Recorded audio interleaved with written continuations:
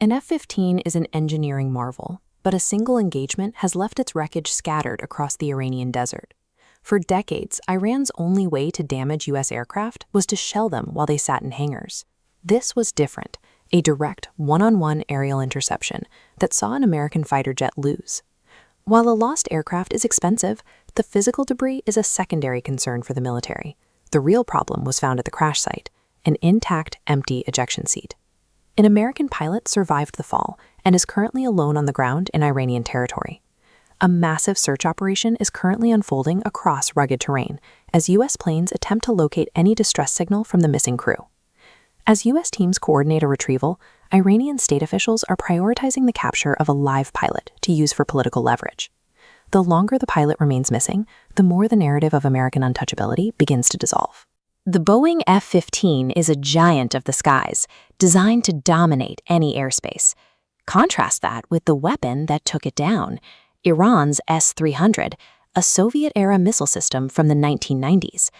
The U.S. military assumed their modern electronic warfare suites could simply ignore these aging air defense networks. This loss suggests that older strategic systems can still destroy the most advanced hardware in the American inventory. The search has moved into these rugged valleys.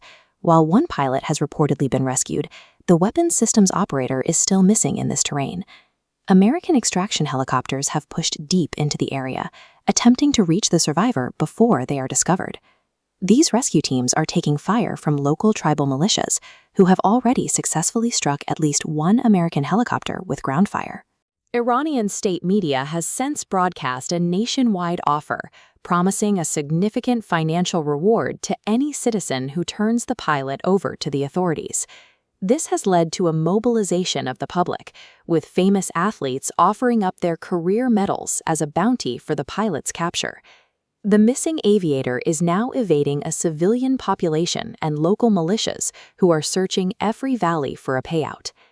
The situation has forced its way to the top of the executive branch, leaving the president to manage the fallout of a potential captive. Behind the scenes, Defense Secretary Pete Hegseth has voiced intense frustration with the military's performance and the failure to protect the aircraft.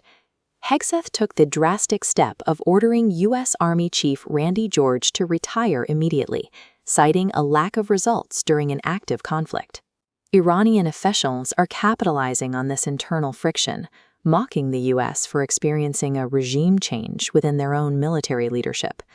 By downing one jet, Iran has successfully triggered a collapse in the American chain of command. If the weapons systems operator is captured, Iran will hold the ultimate bargaining chip for any future negotiations. The American strategy of aggressive bombing has stalled, and the military is now focused entirely on a defensive rescue mission. The outcome of this manhunt will determine the final diplomatic leverage for both nations in the weeks to come.